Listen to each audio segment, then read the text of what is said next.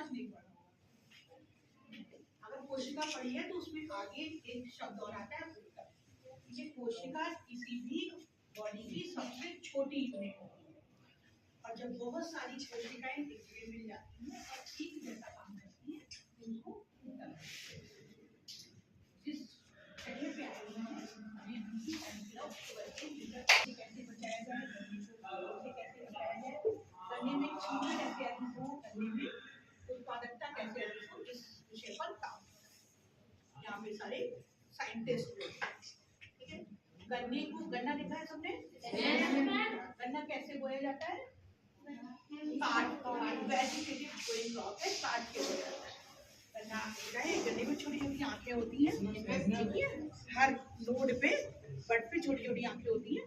जब गन्ना काटते हैं तो उसको बो देते हैं, उसी आंख से गन्ना जम जाता है।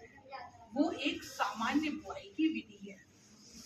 गन्ना 1 साल पूरा खेत में खड़ा होता है तब तैयार होता है। 12 महीने की फसल है। जैसे पालक है, टमाटर है, गाजर है, गोभी है, सारी 2-2, 3-3, 4-4 महीने में हो जाती है। गन्ना पूरे 1 साल में होता है, ठीक है।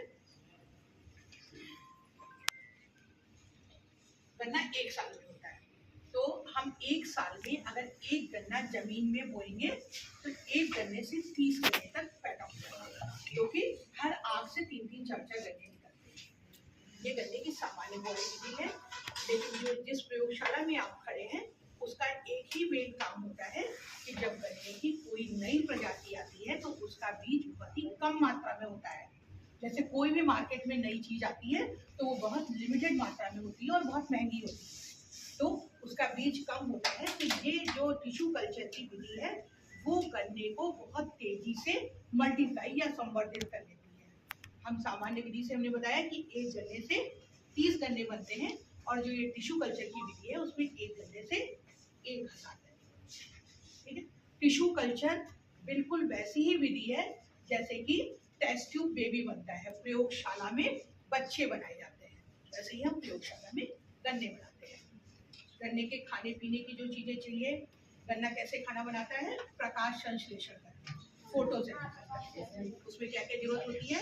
हवा, पानी और धूप, ठीक है। अब आप हमसे ये पूछ सकते थे ना कि इसमें धूप कहाँ से आती है? तो हमारा जिंदा है ना, देखो हरा गन्ना, ये जो है ये सब गन्ने हैं छोटे छोटे।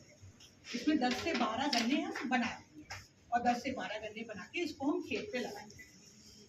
तो ये जो पानी जैसा देख रहे हैं ये इसका भोज्य पदार्थ है, इसको अंग्रेजी में मीडिया बोलते हैं, ठीक है। ये हम 3-4 तरह का बनाते हैं, बहुत सारे रसायन डालते हैं इसमें। ये इसका भोज्य पदार्थ है। जो हवा चाहिए वो हमारी इस प्रयोगशाला में है। गर्मी में एसी चला के और ठंडक में ब्लोअर चला के हम उतनी हवा इसके अंदर पैदा कर देते हैं। और जिस सनलाइट की जिस यूनिट के लिए प्रकाश संश्लेषण की क्रिया कार्य करती है वो सनलाइट हमारे पास हो जाती है।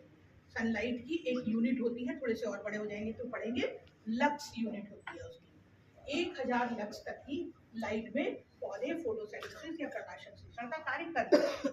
ये उसी तरह से काम है जो आप घर के अंदर पौधे लगाते हैं तब भी वो हरे होते हैं, उनको धूप नहीं मिलती है ना, जो उनकी धूप छन के दीवारों से और रोशनदान से आती है उतने में ही वो खाना बना देते हैं। छोटे पौधे हैं उतने में ही खाना बनाते हैं। ये पूरी तरह से एक कृत्रिम प्रक्रिया है जिससे हम गन्ने अपनी प्रयोगशाला में बना लेते हैं।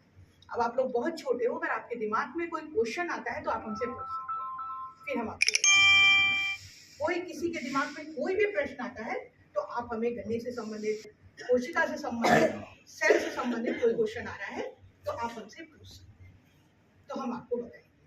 हम ऐसे आपको बहुत सारी बातें नहीं बता सकते क्योंकि आपने अभी पूरी तरह से साइंस नहीं पढ़ी है।